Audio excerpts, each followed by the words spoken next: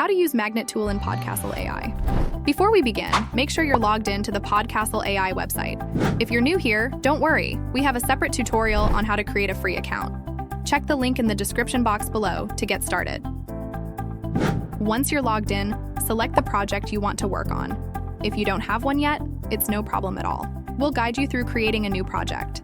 Just head to the upper left side of the screen and click on the Create button. From the drop-down menu, choose Project. Now let's upload your audio file. You can either drag and drop the file into the designated area or click the Upload button and select it from your computer. However, if you prefer to record a new audio file, simply click on the Record Audio tool.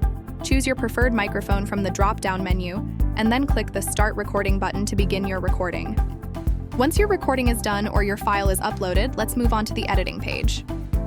Let's say you want to trim certain parts of your audio waveform. Cutting and deleting sections can sometimes leave your audio waveform looking a little messy. But don't worry, Podcastle AI's Magnet tool is here to help.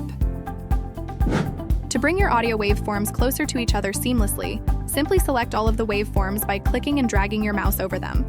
Then, right-click and choose the magnet symbol in the pop-up menu, located at the bottom of your screen.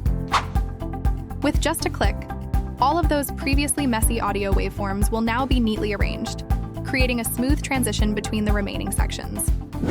Finally, when your project is complete and you're ready to download your file, click the Export button located in the top right corner of your screen. In the drop-down menu, you can select the format and quality of your file. Once you've made your selection, click the Export button to begin the exporting process. Once the exporting process is finished, click the Download button and save your file to your computer.